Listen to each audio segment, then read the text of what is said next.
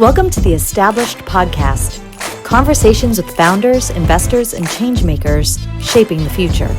Each episode uncovers the stories and lessons driving today's innovation economy. Powered by Established, we spark innovation and build connections that matter through strategy, storytelling, events, community building, investment programs, and more. Now, let's dive in. Hello and welcome back to the Established Podcast. I'm your host, Frank Gruber. I'm the co-CEO and co-founder of a company called Established, as well as the managing partner at Established Ventures. Today's guests are Sara Lawhead. She's a vice president at Thacker NYC, as well as Polly Rodriguez, who's the CEO and co-founder of Unbound Babes. Both really interesting individuals, have some great stories and insights. So our very own Established team member, Jamilah Corbitt, recently talked with both of them on the Established Network Monthly Innovation Circle. And if you aren't familiar with this circle, you can join it every third Thursday. You can go over to est.us/the mic 2025 and sign up.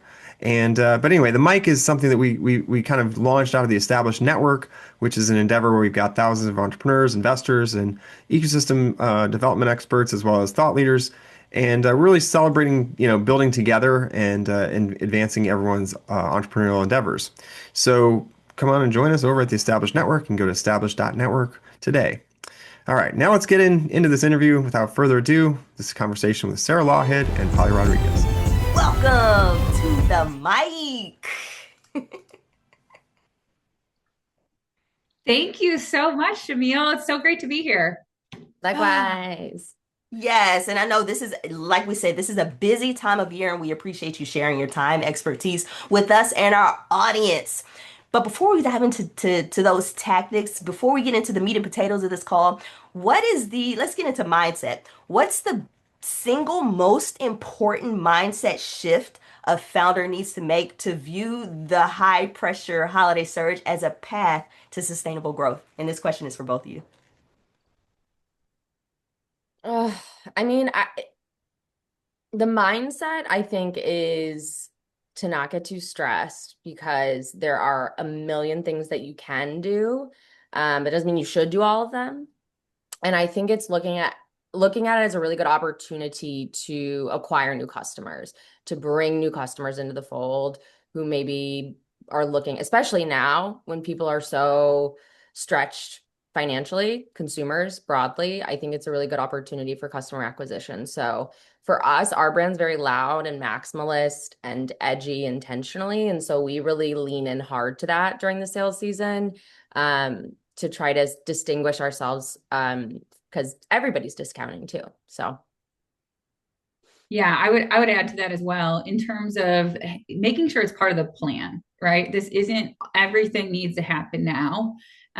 You want consistency throughout the year. And so like Polly said, this is a really great time to get customer acquisition, but it's also part of the plan of how you're going to reach back out to them, maybe when it's a slower point of year. And so how do you really build those relationships? And you need a plan for that. You need a plan for new product launches. You need a plan for your seasonality. And so you do have some ebbs and flows throughout the year, but making sure it's not all your resources put on this. And it's going to add additional pressure to this time, right? From a branding standpoint, you want to make sure there's some consistency in the marketplace. So wherever you show up, you shouldn't be giving away the farm just because everybody else is.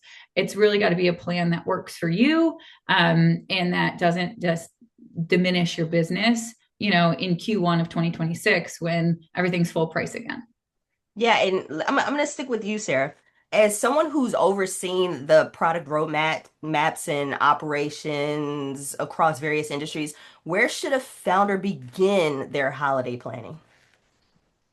I think with focus, right? In terms of what do you want that message to be? Whether you're focusing on one singular product, you're focusing on a new category, you can't be everything to everyone. And so I think the holidays or, the peak shopping periods, what's the one thing you want your consumers to take away? Whether it's a story, whether it's a new product, whether, it is a color. It's, how do you have focus during this time so you're not spread too thin and you have other stories to tell throughout the year as well? And a follow-up question really quickly is what's the one non-negotiable operational metric that they must prioritize right now?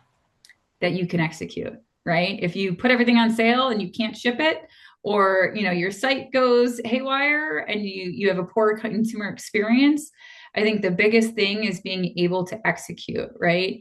We consumers want things fast. We are in this Amazon world where you can order and have something there the next day. So it's really being true to yourself and true to your team, what you guys can promise and what you can get across the board. Yeah, I agree. And that'll make or break you because I know I'm one of those impatient customers and I wait until the last minute to shop too. I have to do better with my life. And when you tell me that this product is gonna be here 3 to 5 days, I expect for that product to be here for 3 to 5 days, especially if I'm expediting the shipping or Sure. if your website doesn't work or it's broken links, you can potentially lose the trust of a customer forever. Exactly. So, Polly, I'm going to shift to you. Unbound operates in the sexual wellness space, which is kind of risky and it's very uncomfortable for some conservative folks. Yet you've built a really deep consumer trust and have products in major retailers. What does smart planning mean to you when you're preparing your brand for these moments like the holiday season gift giving? Yeah, when we first started, this is my 11th year of doing Black Friday, Cyber Monday. We really didn't know if this would be a category that would even do well during the holidays. Because we were like, do people gift vibrators? I don't know. But it's bigger than that. It's just a sale, I think, especially in America. It's really interesting because other places in the world, it's not like this. But in America, consumers are really trained to wait. So October is always just like a bloodbath sales-wise, because consumers know, regardless of the category, it's not just gift giving, it's buying big purchases for the home, it's buying like it's everything. And so for us, I think we've gotten really smart operationally around, like, we have the same documents and the same planning tools that we use, but that starts in like August of like mostly focusing on what is the content strategy, because ultimately, as a brand, a direct-to-consumer brand, although we've been growing more and more in wholesale retail and Amazon, which has added a lot of complexity. But for us, as a predominantly direct-to-consumer, we have to come up with like, what's our theme for the holiday this year? And then like, how much do we want to discount? We try to keep that really consistent, but in recent years, we've been discounting a bit more because like we do so much surveying with our customers and they consistently come back that like, they're very stressed about finances. I don't know if that answered the question, but that's how we look at it broadly, is just a really big sales opportunity to make a lot of money. Yeah, and I like that answer. Yes, you did answer the question. And you also, it was a great segue into just kind of the strategy part of our conversation. And we're talking about the holiday season, and that inevitably involves deep discounting. I know for one, I wait to make my big purchases during the holiday season because I know everyone is slashing off their prices, they're competing against each other. So how do you both approach promotional strategy so that you capture those high volume sales without permanently eroding your brand's perceived value or training customers to buy at a discount? Good question. So I'll start with that one. Just in terms of, I've had the privilege to work on some really phenomenal brands, and we've also had omni-channel, right? And so we're in brick and mortar, but then we also have our D2C channel. And so I think it's really important to understand what your holistic strategy is, right? Because if you're partnering, for example, Polly, you're partnering with Ulta and they are running a 40% off sale and you're only at 25%, you have to understand consumers are going to find the cheapest price wherever they go, right? And so I think holistically, you have to think about the plan. Who is going to be also competing against you, right? If your products are on Amazon, is there additional discounting going on in that channel? Because it's not just simply discounting on your site. You're also paying for ads. You're paying, for eyeballs. And so you want to make sure that your strategy is focused in terms of getting people to the singular spot where you're going to get a sale. And oftentimes that may not be on your own website. That may be through a retail partner who has a bigger presence and bigger awareness and consideration for some of the consumers out there. So I would just say, again, it's a holistic plan. You can't necessarily, you will make some retailers really upset if you don't give them a discount. And then all of a sudden you're turning around and, offering 40 to 50% off your site. And it sounds great, but I think the damage you do in some of the retailers, it will be adverse in terms of, great, you got the sale today, but in terms of a partnership, may not lead you for the long-term haul. Yeah, it's so complicated. And because it's also, you take into consideration your margins are so much weaker. Like, say you have a retailer that wants to do 40% off and you're like, well, I'm not even doing that much. And also I'm making far less on the margin because I'm getting half of what I would get selling direct. So could not agree with that more. I think the other thing that's really interesting when you're starting an e-commerce brand is you have to make the decision up front of what your discounting strategy is going to be all year round. And we decided that there are like 4 sales we participate in every year, and that's it. Yeah. And when the economy is really tough, like it has been for consumer this year, there is this, like, it's this really hard pull. Like you want a discount, but if you're consistently discounting, then no one's ever going to pay full price for your product. And I think especially in our category, the adult category, you can go to websites like adamandeve.com and everything is discounted always, all the time. And that's their approach, is kind of, you will always get like the cheapest deal if you come here, but no one's ever going to buy anything full price. And they know that. And so they're also are the strategies that I've seen increasingly, especially with tariffs and a lot of price volatility, where people will artificially increase the MSRP and then be like, oh yeah, we're doing 50% discounts this year. And it's like, but wasn't the price of that lower last year? And so you have to be, I think the most important thing when it comes to sales and discounting is really defining like what level of trust do you want to have with your consumer base based on price, because every time you change the price, you're eroding trust. We will have people, literally, we just started our Black Friday sale and we had multiple people that wrote in that were like, but I just bought this last week. Can I get the discount now?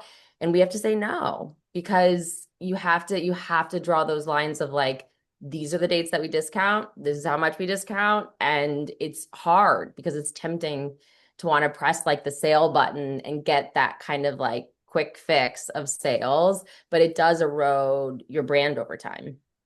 Yeah. And oh, yeah, go I think, ahead, Sarah. sorry, just to jump in, I think that's where your branding comes in, right? In having those standards as a brand, right? You're going to get those repeat customers long term. You're going to build your community, where if people are going to sites just for a discount, there's no brand equity there. And so it's, how do you talk to your consumers? How do you follow up your customer service?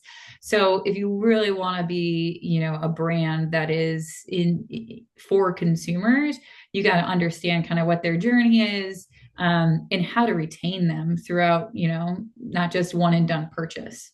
And that can be done in several different ways. Yeah, and I'm glad you said that, Sarah. And in the same thread, pulling on the thread of brand advocates, I want to go back to Polly. In the direct to consumer space, content is king, especially during peak season. So, what's an example of a smart, low cost marketing or content strategy that a founder can implement now, which it may be too late, but now, to drive high intent holiday traffic and turn those casual shoppers into brand advocates? Yeah, so for the first, I mean, we just within, and I'm like going to knock on wood on everything around me, but we have very limited access to advertising because of our category. Erectile dysfunction, you could throw a rock and hit a Viagra ad, but if there are products that cater to women, femme, non-binary, or trans women, and they specifically focus on pleasure or making the experience not painful, those products are banned from advertising, which is incredibly misogynistic, sexist, and outdated. I could get on a soapbox for that forever, but I won't. But as a result of that, we had to get really smart around organic growth. So how do we get in front of customers when we can't advertise? And content was everything. And for us, it was answering this really critical question of like, how do we get in front of people with content that they'll actually want to look at and pay attention to? And this was back in like 2016 when no one was doing this. This was like 2016. Everyone had their Instagram grids that were like the perfect color. Like you would go and you would look and like everything feeds into each other and it's a color palette and there's a theme. And we were just like, we want to do memes that are like low brow, high intellect, relatable, have like the water stamp on them, and they would just go viral because they were from the perspective of women, femme, non-binary people relative to sexual health, sexual wellness, and just having sex as a modern Gen Z millennial person. And it was this really cheap, really relatable, really effective marketing mechanism where all of a sudden we blew up on social media. The flip side of that is then we ended up getting shadow banned and you have to start all over again. But I do think if you really can hone in on like, who is my customer? What is the message that like I'm trying to deliver to them that is going to really resonate? And I always tell our team that like every time you're sending an email or an SMS or you're posting on social, it's like knocking on someone's door. And if there's not something actually interesting or valuable or like that's going to entertain them in any way, like they're not going to keep opening the door. They're going to unsubscribe and they're going to stop opening those emails. And so I do think when it comes to content, it's knowing your brand voice, going hard, like get a little fringe, get a little unhinged. Like those are the times we're living in, so long as it's true to your values. But then quality over quantity in terms of like, some of these brands are sending like, 5 SMS messages a day. And it's like, you're going to churn customers so fast because nobody wants to hear from you that much. You have to be realistic about what role you play in a person's life and put yourself in those shoes. Like, would I want 5 text messages from random brand? Probably not in a single day. I totally agree with you, Holly. But to answer it, it's social media is cheap and effective. Email marketing, SMS marketing is a little more expensive and a little harder, but like all of those are not super expensive. And it's a way to really start to hone to grow a community. Yep. Thank you for that. And going back to Sara, I want to get on the operational side a little bit. So the holiday season specifically can magnify both strengths and operational pain points. So what's one past Q4 challenge that you faced and how did you work through it? I would just say inventory is a great one, right? You can have the best plan in the world, but something goes viral, something takes off, and you have, your day 2 into your Black Friday, and you don't have any inventory. And so I think it's really important to understand and be realistic because a lot of these products, right? You're manufacturing them 9 months in advance, right? So you have to have a pretty good understanding of to Polly's point, right? What your sale is going to be, how are you going to discount and ramp up to make sure you have inventory to support that. And you also have to hold hands and say, hey, if we sell out of this, we did our job. Right. And I think a lot of times during Q4, everyone gets so hyper focused on, oh, we got to take advantage. We got to take advantage, but not at the expense of, the detriment to your business of, oh my God, we ran out. Now what to do? Our hair is on fire.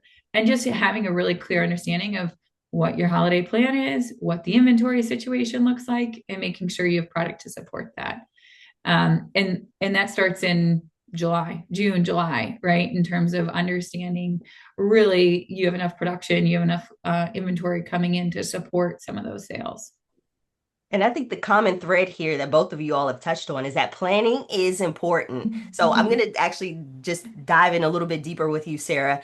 If a company doubles or triples its sale volume in 6 weeks over the holidays, that infrastructure can break. And if you're not careful, it could be death by success. So beyond inventory, what's the most common operational bottleneck that founders overlook, and how can they proactively stress test their fulfillment and supply chain processes? I think we talked about this a little bit earlier, is having good partners, right? In terms of production partners. These last 9 months of tariff turmoil, it made or break some companies. And so by really having open communication, open dialogue, a really strong partner, which is let me tell you, it's very hard to build, because a lot of the products, let me say almost a good majority of the products that we consume is made outside of the United States, right? Whether that's in China, Indonesia, Mexico. And so building those relationships with your factory partners and having it a two-way street versus, we're telling them what to do, right? This is a partnership, and you really need to make sure you understand who you're working with. I would highly recommend a in-person visit, right? It's costly to go visit your factories, but the amount of time that you spend, even for 2 to 3 days, sitting down, understanding their challenges, understanding some of their pain points, is instrumental to the health of a business and to difficult situations such as the tariffs when you get into them. And so my biggest recommendation is their partner, they're part of your business, right? Don't just use them as a one-way street. This is really incremental to growing your business and making sure you're successful for the long haul. And I want to pull on that thread of partnerships a little bit because Polly, Unbound's journey includes a leap into major retail. So how do you maintain the integrity and personality of your high growth D2C brand while also scaling through omni-channel partners? That has not been easy. There have been so many, and whether it was a retailer or an investor, or I can't tell you the number of times people be like, well, we like this, but we want you to tone that down. And it's really exhausting as a founder to have to make every incremental decision of like, oh, where do we stand on that? And so I think early on we realized like, these are our values, these are our product sets, this is what we will compromise on, and this is what we won't. And that means walking away from deals. Like we've had to walk away from the second, well, Ulta's the largest, but we walked away from a deal from Sephora because they wanted us to compromise on a lot of things that just felt, and it was like little by little, a lot of this stuff happens. It's never like all up front, which makes it really painful.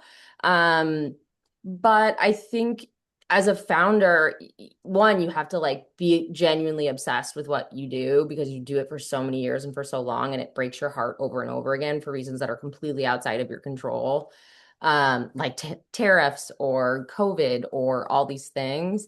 And so I think when it comes to the retailers, it is about building that relationship. And it's a little more, for me personally, I think it's a little harder because there's a little bit of a different power dynamic as compared to like manufacturing, where it's like, I am best friends. Like we send each other holiday cards. Like I'm going there every year. Like we are, like, I know their kids. Like when they win, we win. I think sometimes with retailers, because the power dynamic is different, where it's like, I have lots of founder friends that were in Target, and when Target dropped the DEI initiative, they dropped them immediately because Target was like, we don't really need you. And all of a sudden they had ordered all this inventory that now, that's a huge cost on their P&L. So I think it's a very long-winded way of saying like, I wish I had a better answer, because I think with retailers, a lot of the times you will reach a point where you'll have to make a decision of like, do I want to move forward with this deal that doesn't really feel great because I want to make it work? Or am I compromising to an extent where it feels like it's just not worth it? And that, I think, is one of the hardest things about being a founder, because ultimately that decision lies with you. Yeah. And Sarah, do you have anything to add to that conversation? I would 100% agree with it. I mean, Polly keeps coming back to having a brand voice and really sticking to it. And that is one of the single most important. Make sure you're true to yourself, right? Because from a retail landscape, buyers come and go. You could have the best relationship with the buyer. 12 months later, they won't, they may not be there. And so it's making sure that you are doing what you think is best for your brand and your business, making sure you really stick to that brand voice and what your kind of your core pillars are. Again, it's very easy and very tempting to chase the shiny object, chase the big opportunity. But I think it takes a lot of self-reflection and awareness of who you are as a brand, who you are as a company, to really say, is this going to be the best for us in 5 years? Sometimes it is, sometimes it isn't. But just knowing that, you are the sole leader of that brand and of the business. And retailers, unfortunately, brands are a dime a dozen out there. And so relationships matter, partnerships matter, and also your brand equity and really what you stand behind for your brand truly matters. You just said a whole word, Sarah, because ultimately what we're talking about is sustainable growth, that building that brand equity, that trust with your customers. So, question for the both of you, what's the biggest product or brand mistake a founder can make during this holiday season that jeopardizes customer retention in January and beyond? And what specific action can they take now to prevent it? I mean, I feel like what Sarah said, going out of, I mean, guilty as charged. We launched a product and it sold out. We just had no idea that it would sell out as fast as it did. And now we have customers that are really upset because they were waiting to buy it on sale and we don't have it in stock. And it takes, we like rushed an order and we're trying to get it as fast as we can, but it's a huge missed opportunity. It's a huge erosion of trust. So I just think Sarah nailed it, where it's like, if you can't deliver on what you have told your customer that you can promise you'll have, it's a nightmare. And it also makes you feel awful because you're like, I want to be able to do this. Like it wasn't intentional. And so I think that's the hardest.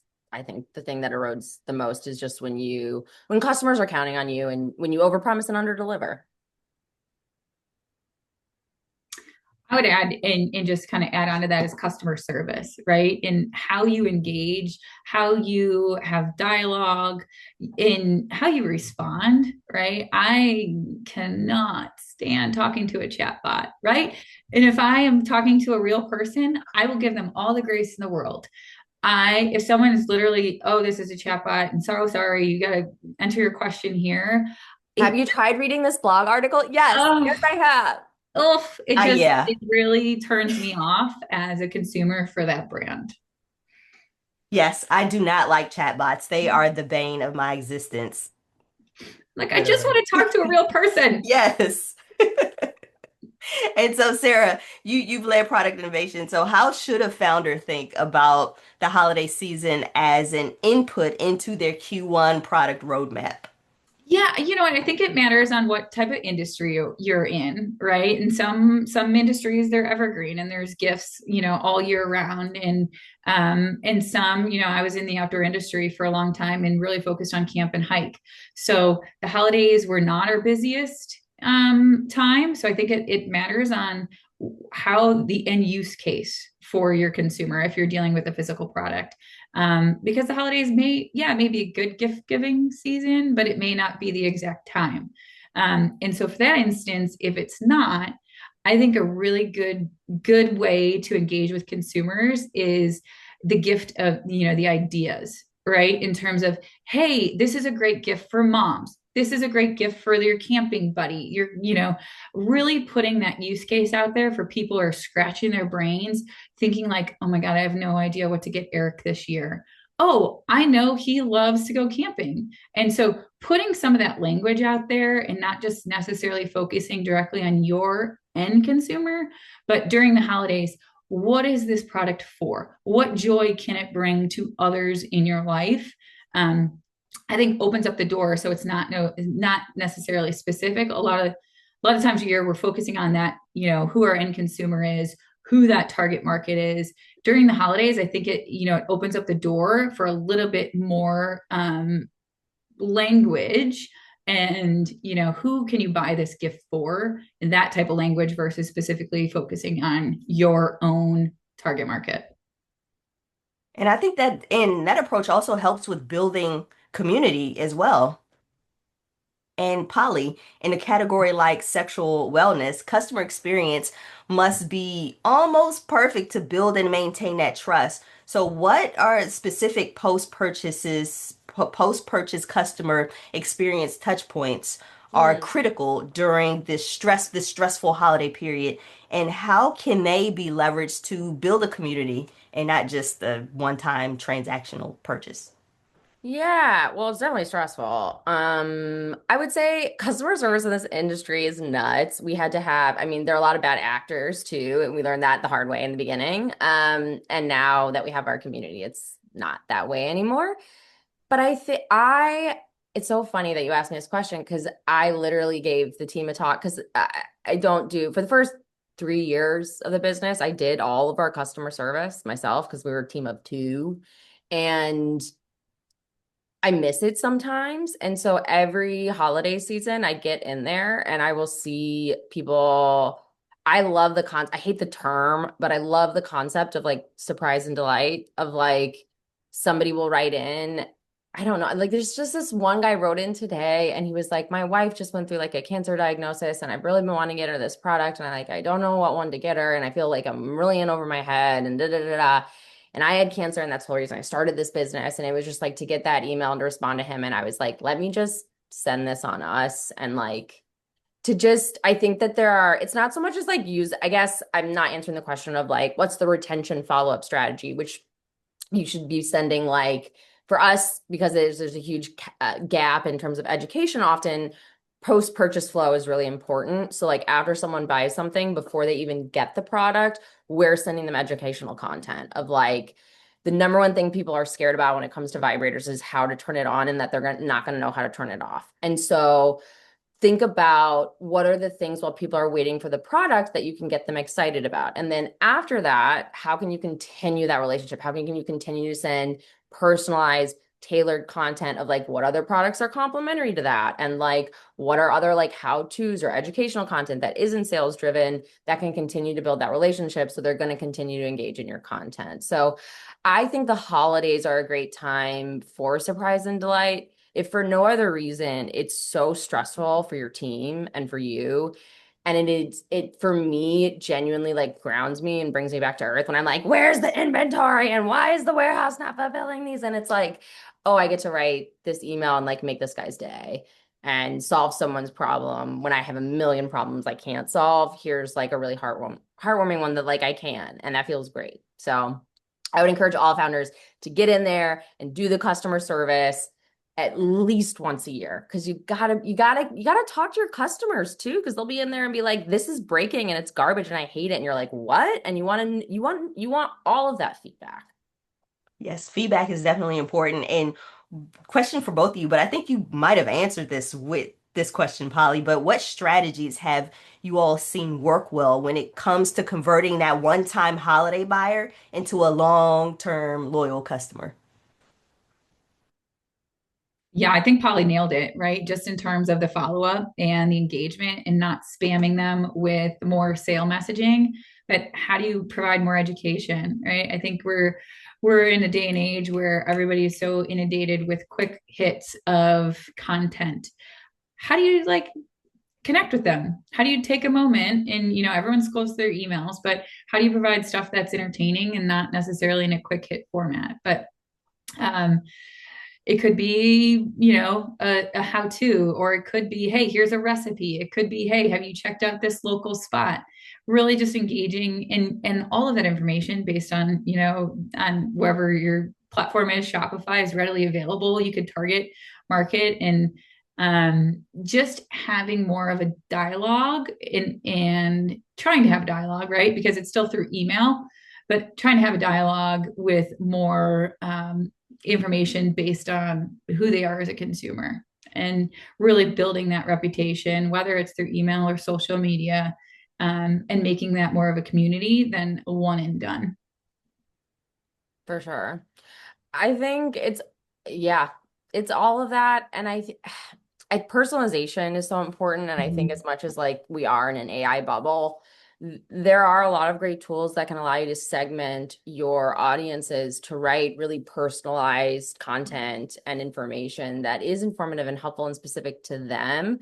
Like for us, we created profiles that are completely private, where people can put all these things about, like, for example, I went through cancer. As a result of cancer, I went through early onset menopause. That makes a very certain, like, from a product perspective, I know exactly like what products will work with someone who has, or like if you have endometriosis, or if you're pregnant, or like allowing people to have a profile that indicates like here's where I'm at, because people love talking about themselves and they love sharing things about themselves. And then they also love the feeling that then what they're getting in return, whether that's content or product recommendations, are based on the time. And I learned this from working at a dating startup, which is like, even if you don't have the right product for that person, ensuring that they feel heard and ensuring that they like you see them for like what they're coming to you with. And I think there's so many cool ways you can do that now technologically, that are really neat. Like that's where I get excited. It's like I can't stand the AI chatbots, but I do think the ability to then allow people to build out more robust profiles of themselves so that you can really like more efficiently and more effectively help get them what they need. Yeah, and let's say you have a very successful November, December, Black Friday, you blow it out the water. January can be a tough re-entry after Q4. So what's one smart way founders can smooth out revenue dips and maintain that momentum beyond the holiday surge? Well, I do want to say this is just a note for anyone who doesn't know, but if you don't know about Lunar New Year, be aware. I can't tell you the number of founders are like, I didn't know all the manufacturing facilities are just kind of closed for like 2 months at the start of the year. So I think that's not answering the question about the revenue dip, but I think it's a very important strategic thing, which is like you also like while you're at the height of selling through all your inventory, like right about now, you need to be placing any orders inventory wise. If you manufacture out of Shenzhen, because Lunar New Year is a really big holiday where all the manufacturing facilities shut down, you need to place your orders now that are going to last you through Q1. So there's that. The other thing that we do in January that I don't know, maybe it's like a little cheesy, but we do like a really, and we've done it for like 6 or 7 years now, a really robust survey with our community of like, how are you feeling about this year? What are your goals? Like this really long, fun, engaging, you can do cool UX so that people will complete it. We get like thousands of people that fill it out every year. And then we take those findings and we summarize them and then we share them in like cool infographics and videos and stuff like that. And I think for our topic, when it comes to like sex and sexuality, like it's stuff that people don't talk about. And so at the start of the year, it's like cool information. It's a cool way to keep people engaged that's not so sales focused. But I guess what I'm trying to say is like, think of cool, unique content opportunities to keep people engaged because you've just been like sell, sell, sell, sell, sell. So you kind of, I think, need to pivot to something that's a little more like wholesome and engaging.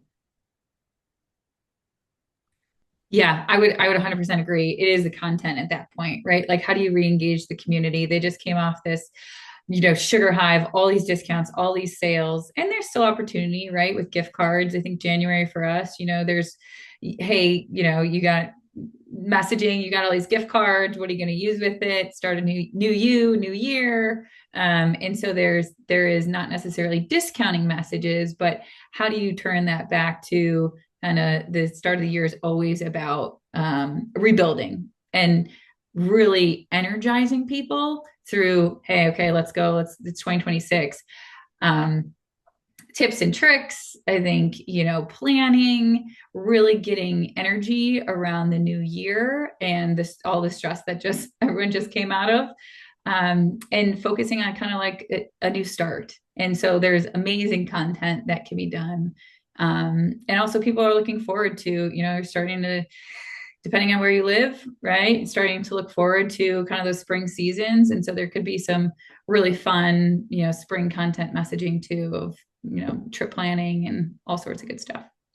And like offline events. I have found, especially, I mean, more in like the like athleisure running club, da da da da, but like that has been a huge growth opportunity for consumer. I mean, like we will do events that are more like charity comedy focused, but I think it's also a good opportunity to engage with your community in real life. And especially to your point of like people setting goals, it's like start a run club with your brand or a book club with your brand, or like there are all these different fun ways to engage that don't always have to be the traditional marketing channels.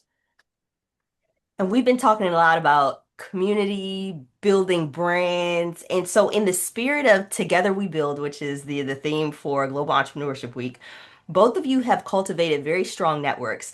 Beyond B2C transactions, how can founders use the holiday season to cultivate high value B2B collaborations or community partnerships that extend their reach beyond the customer base? With B2B? Yes.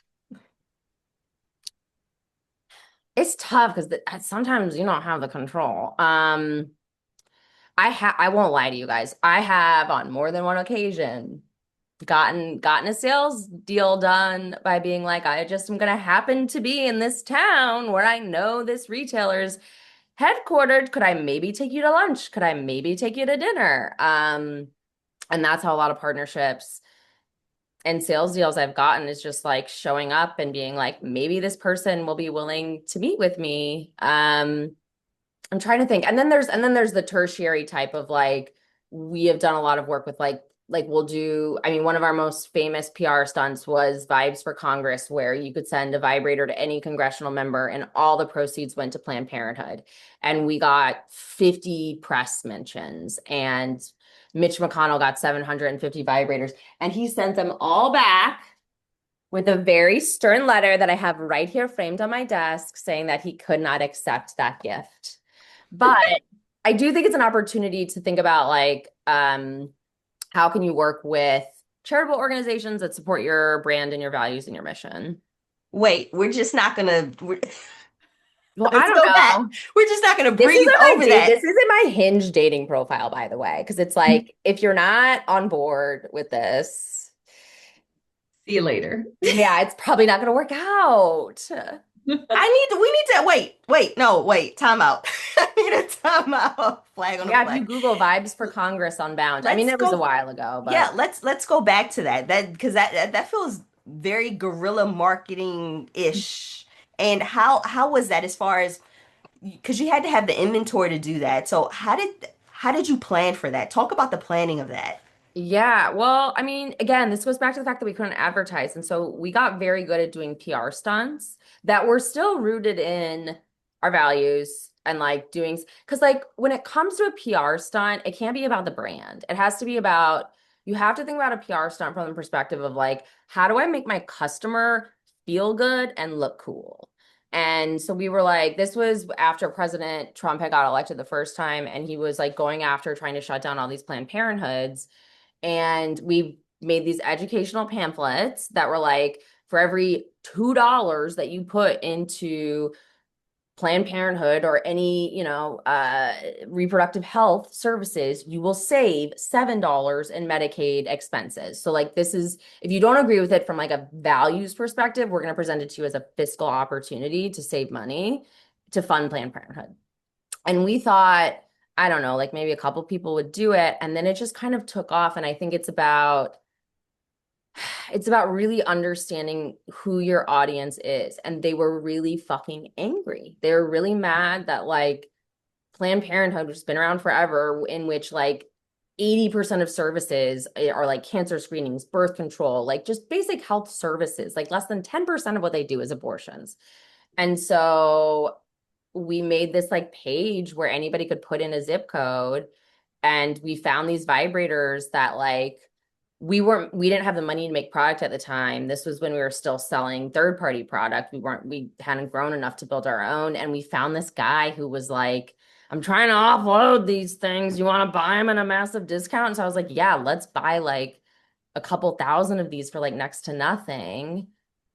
And we got so much PR out of it. So it's hard to do those. And it's really scary because it's like, you have to take your whole team and everybody has to be bought in on it. And we've done other ones that haven't gone as well and they've kind of flopped, but it's fun to take those risks. And when you're a small team and you're a startup, like that's the beauty of it. Like you're not at some big corporation where they're like, we can't do that. It's like, you're a startup. Who's going to stop you? You can do that. So you should cause a little good trouble. That's gonna be the quote, Yes. quote for the rest of the year. For whatever, Cause a little bit of trouble. For whatever, good trouble. For Good whatever your lane is. Nobody can get physically hurt. Nobody can be like harassed. They're the basics. But I think don't be afraid to live your values and to enable your customers to live their values. Make it easy for them. I don't even know how we can continue the conversation. I just want to ask a million more questions about that. But do you have a blog post or something that you Oh yeah. talked I mean, I can share. It's old. I mean, we've done so many. Yeah. We did a whole like game. We had an online game where it was like approved or not approved, and people had to guess which ad was approved or not, because of obviously like there's these incredibly hypersexualized ads for like breast augmentations and erectile dysfunction. And then there'd be one for like, there was this startup that was amazing that during COVID was teaching moms how to breastfeed because, it was COVID. And so there were videos and tutorials, and they were completely banned from social media because there were breasts. And it's that. And so it was like, this is infuriating, but it was like, how do we take that anger and channel it into something that will like engage people and create awareness and like bring them into the fold? And then that went viral too. So it's hot. I think that there's always an opportunity, if you're willing to see it, in the oppression, in the disadvantage, whatever it is that you have. And is it fair? No, but you can exploit it.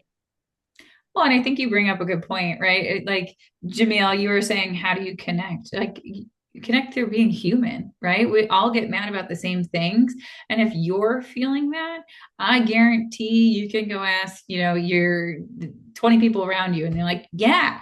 And so how do you put that into action? And, I think it is your community, it's your connections. It's not just B2B, but it's also your neighbors, your friends. How do you enable people to really come together on something that's important and something that your brand stands for, and not be afraid to back down, not be afraid to, no one's going to care. I think there's a lot of people that do care, but there's not enough people that will stand up and do something about it. And so having a brand, having a voice, that allows people to tack on to that and feel empowered. And so sometimes it's just being able to raise your hand and say, hey, this isn't cool. And as a brand, we're not putting up with it. And then you get people on your bandwagon. And that is, to me, that's the easiest way to really build a community and a good network. Wow. And we're gonna wrap up here pretty soon. And that Polly, we're gonna have to get you back on guerrilla marketing tactics. Like we could do a whole don't even get me started on series. dill drones, which was an April Fool's stunt where we convinced people that they could get a dildo delivered by drone, that we were going toe to toe with Amazon. We were like, and to this day, people still text that number and they're like, and we're like, this wasn't real. We're going to bring you back. We're going to bring you back. I'm glad you guys appreciate it, because there are a lot of places they're like, don't talk about that here. Okay. This question is for both of you. What's one lesson that you've learned, either from a mentor, competitor, or a peer founder, that changed the way you approach the holiday season?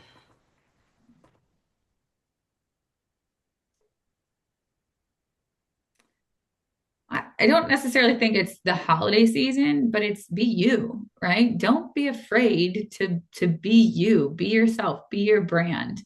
Obviously, you guys have all have a lot of passion behind what you do, and there's lots of other people out there that are feeling the same thing. And so there's a million people telling you what you should do, what you shouldn't do, what you can, what you can't, right? Like you got to be true to yourself, and you got to be you. And I don't think enough people are that today. And they try to hide behind these things that, they're told that this is how the society works. This is how we should do things. Polly she said before, like, go out and cause a little ruckus, right? Yeah. Stir up the pot a little bit, have a voice. I think it matters, and really don't be afraid to back down from what you are, what you do, and what you're selling, and what you're building. Yeah. I had my first mentor when I worked I worked for a senator I worked for a senator, and it was like very, very competitive. And I was like, I would like get in at like 6:30 in the morning, and I was like, I have to be the best one. And this mentor pulled me aside and she was like, who are you doing that for? And I was like, I have to be the best. And she was like, for who? And I was like, me. And she was like, are you happy doing that? And I was like, I have to be. And she was like, well, maybe stop worrying. So, because I was so obsessed with what everybody else was doing and what everyone else was getting. And I was like, Tom got on that and so-and-so got on that. And she was like, you need to just stay in your own lane and focus on what you're doing. And if you're not having fun doing it at all, there's really no point to do it. And I think that it's that times like 1,000 when it comes to entrepreneurship, because entrepreneurship is going to break your heart a million times over. And so you have to find the moments of joy.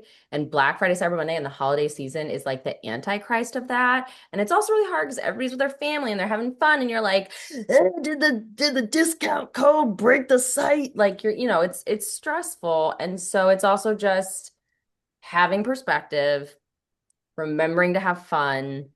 Because if you're not doing either of those things, like, why do it at all? Like, I see people that are just so in, the trenches and they're like drill sergeants with their team. And it's like, I don't think you're going to get a better output that way.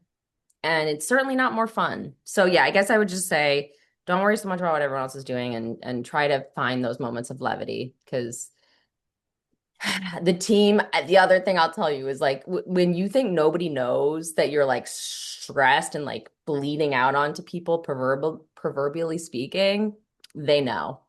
Like they know. And so it's just, be kind and have fun.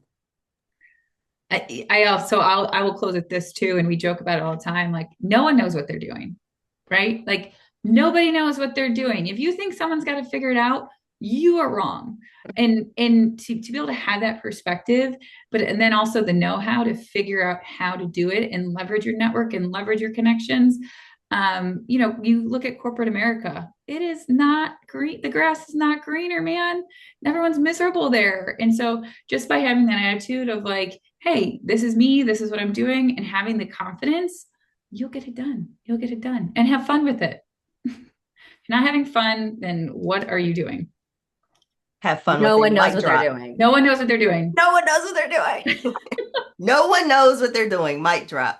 Thank you so much. We're gonna wrap up. I really appreciated both of you. Thank you for your honesty, your expertise, just being raw, candid. We really appreciate you for being here.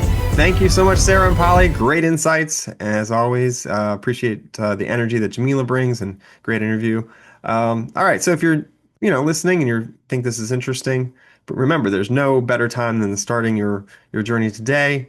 Hopefully, you come and join our community over at Established Network, and you can gather additional insights and access to a support network of folks that might be able to help you along the way. So go check that out at established.network.